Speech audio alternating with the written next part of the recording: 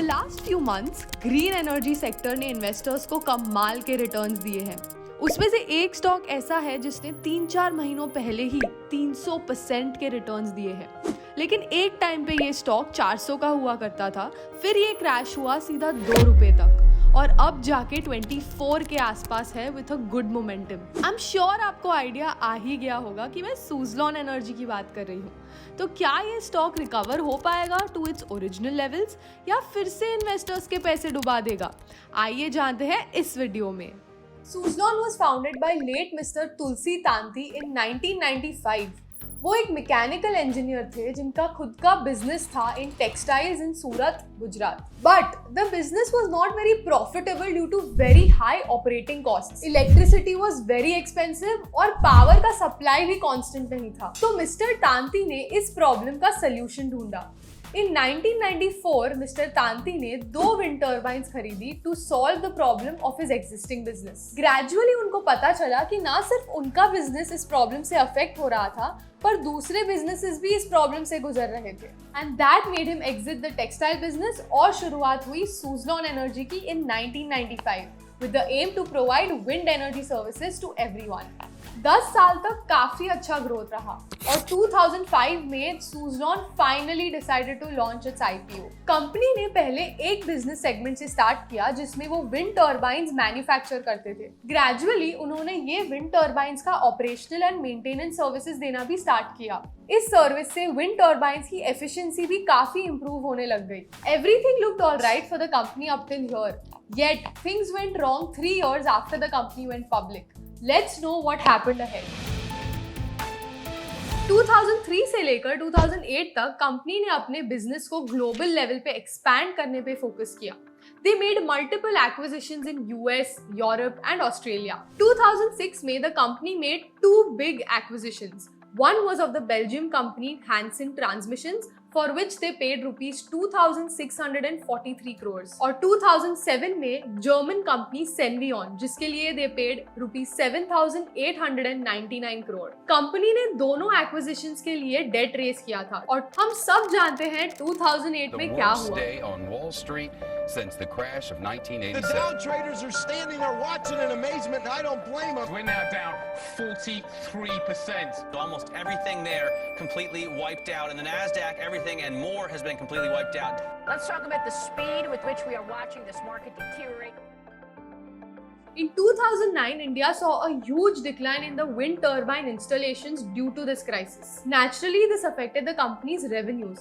सिर्फ वो ही नहीं, कंपनी का डेट और भी बढ़ गया फ्रॉम ₹10,000 crores to 15,000 crores. 2014 तक कंपनी को काफी नुकसान हुआ क्योंकि जिन क्लाइंट्स को वो सर्व कर रहे थे उन्होंने या तो प्रोजेक्ट्स कैंसिल किए या तो पोस्टपोन किए। इसका मेन रीजन था विंड एनर्जी प्लांट को सेटअप करने का हाई कॉस्ट और उसके साथ साथ ही उसको मेंटेन करने का कॉस्ट। कंपनी ने शुरुआत की by raising funds of 1,800 crores from investors and sold off its stake in Senvion. The company also divested some of its non-core assets to pay up their debt and also free up some cash for operations. Over the years, Suzlon ने अपना foreign business बेच दिया और domestic business पे focus करना शुरू किया, जिसके चलते उन्होंने नए सीरीज के विंड टर्बाइन्स को भी मैन्युफैक्चर किया जो लो विंड साइट्स पर high energy output they at a lower cost. Suzlon के इस एफर्ट से उन्हें रिजल्ट्स आना शुरू हुआ और फिर एक इवेंट ने उनकी जर्नी चेंज कर दी, जो थी government policy change. Earlier, the government used to fix the rates that they used to charge from the distribution companies for the wind energy. But later, they came up with a new system known as the e-reverse bidding system. ये e-reverse bidding system में सारे bidders अपने rates quote करते हैं और contract सबसे lowest bidder को allot होता है। तो इसी कॉन्ट्रैक्ट को पाने के लिए सारे बिडर्स ने कम से कम बिड कोट किए। अब बिडर्स को कॉन्ट्रैक्ट तो मिल गया पर उनसे वो कॉन्ट्रैक्ट एग्जीक्यूट नहीं हो पाया due to the high cost. इसी की वजह से there was a sharp decline in the wind installations from 5.5 gigawatts in 2017 to 1.1 gigawatts in 2020 because no player in the industry was able to operate at those bids. Even Suzlon continued to report losses between 2018 to 2022 due to a slowdown in the wind energy market. Now, let's discuss what's changing for the company and why the price is rising. Number 1, पूरी दुनिया renewable energy की तरफ बढ़ रही है और renewable products का demand भी बढ़ रहा है. Clients are willing to pay a premium price for it too.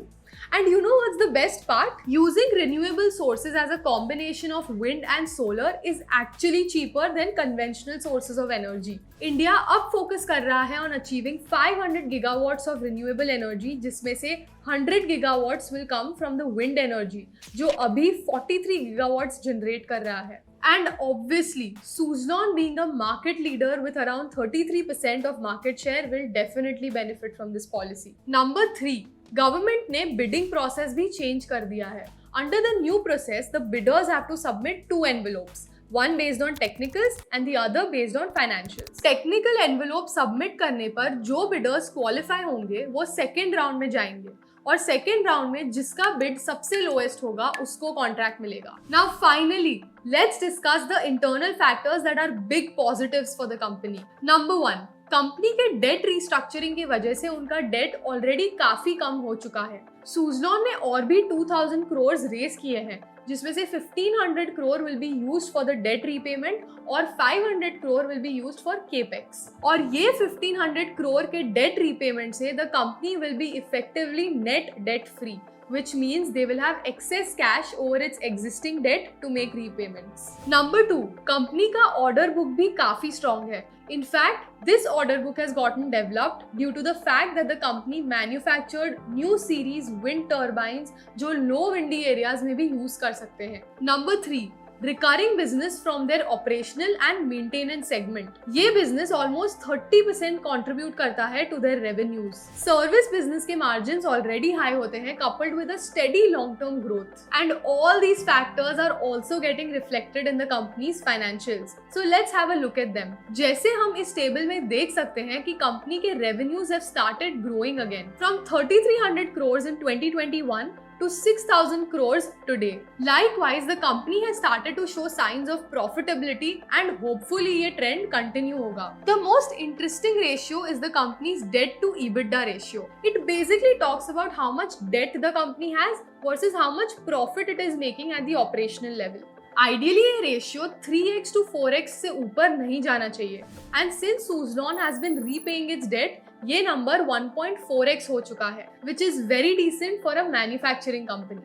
Likewise, the financial strength of the company is also getting reflected in the net interest coverage ratio, जो पहले 0.5x था and now it is 2.1x, reflecting that the company will be easily able to pay interest on its debt. पर कंपनी का share holding pattern analyse करना भी बहुत जरूरी है. करंटली कंपनी के प्रमोटर्स 13.28% स्टेक होल्ड करते हैं. The promoters actually held 21% in 2017, but क्योंकि इतने सारे डेट इक्विटी में कन्वर्ट हुए, the promoters holding reduce to 13%. Generally जब प्रमोटर्स का होल्डिंग ज्यादा होता है तब शेयर होल्डर्स अज्यूम कि promoters will be motivated to do more for the company, पर इस केस में प्रमोटर्स का होल्डिंग्स कम हुआ है. Also the promoters have pledged there shares, यानी कि उन्होंने अपने शेयर्स कोलैटरल देके पैसे बोरो किए हैं. Again not a very good sign. We hope we have given you a good, clear picture of Suzlon and you have got great insights through this video. Please make sure you subscribe to our channel and share this video with your friends.